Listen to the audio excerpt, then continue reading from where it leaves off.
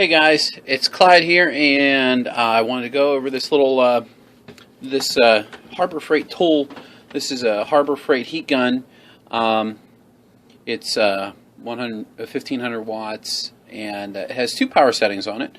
And what I noticed, I've had this heat gun now. I bought this over the summer, and I do so much soldering and so forth with pixels and RGBs and low voltage lighting and stuff that just using a lighter all the time to use to heat shrink with was just a pain in the neck, and I hated having to buy a lighter or refilling up the butane lighter and so forth. So I was at Harbor Freight, and I've always wanted one. I never picked one up, and I found it. I think the first one I bought, this one here, was on sale for, maybe it was $14. Well, that's still cheaper than any other place that I could find one at the time, and this is over the summer. Then I started going to Harbor Freight a lot more since the summertime, and for example, here's the current ad. They're going to do a parking lot sale, and the same heat gun, $8.99. That's a pretty damn cheap price. But anyway, I picked this gun up. I used it. I like it. It's awesome. I mean, it's a pretty solid tool.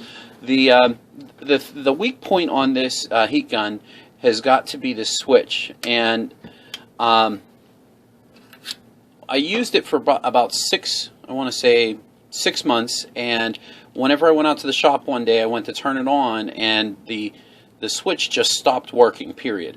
And I thought, uh-oh, it's broken. And so I thought, well, what I'll do is I'll just buy another one, and, it's a Harbor Freight tool, big deal, because I started learning that they were cheaper. You could find them in the ads and so forth.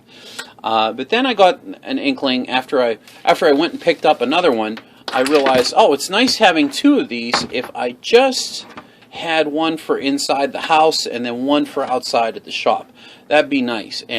But then I started thinking, well, how do I fix this thing? And I got on YouTube, and we've all looked up YouTube videos and so forth.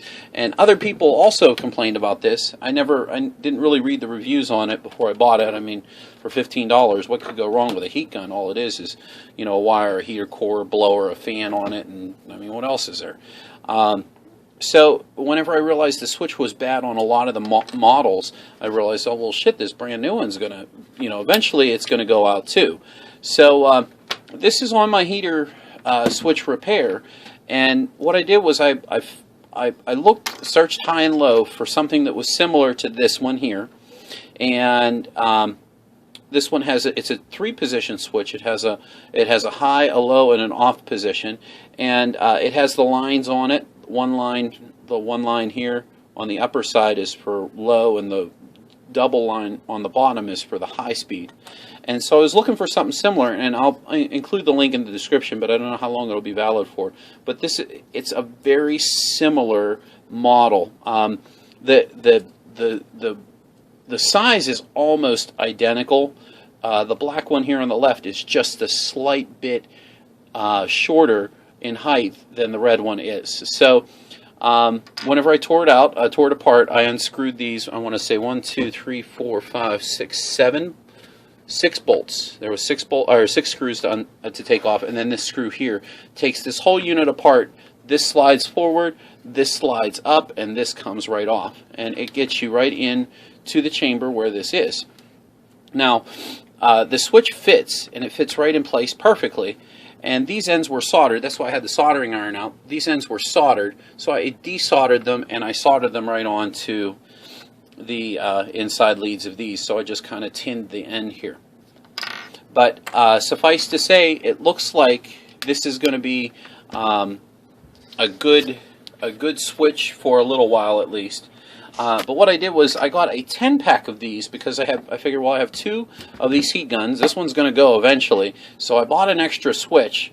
I bought actually a 10-pack, and it was only $6 or $7. Maybe it was $5 or $6 or so just for 10 of these guys. Okay, so what I did was I took a second and I pulled this switch right out of the hole. You can see it here are your your wires.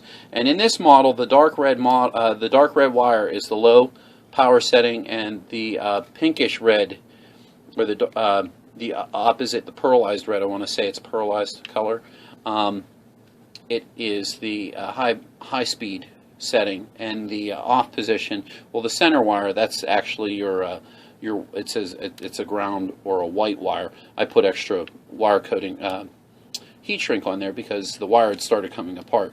But basically, I just took some larger pieces of heat shrink, maybe 3/8 is the size I used, and I put them right over top of the wires and covered up those leads. And then you see this orange tape on here. All it is electrical tape, and it's the skinnier size electrical tape. And I wrapped it a couple times, and then I pushed it in place to see if it would stay, and then it was too much, so I had to take some off. But basically, this was a very simple fix. It's identical in all of the if you get up close and look at all of the limits on these, the limits are identical. So I'm hoping that the quality of the new switches are a better quality. I mean, I can feel it in this switch here, the difference between that and this one here. This one has more, this is very much more loose than this is. So this feels a little more rugged. But like I said, I'll include the link in the bottom of the video, and I wish I'd have taken pictures while I was doing it, but I mean, this really was a simple process of just switching them out. And then, like I said, and whenever I push this back in place, it didn't want to fit, so I just used a little bit of tape, and the tape will snug it in there. The switch doesn't move, and it works just fine. Turns on and off, no problem. And once again, I have an extra tool, one for inside the house and one for out in the shop to do whatever I need to do. All right, guys, have a good one.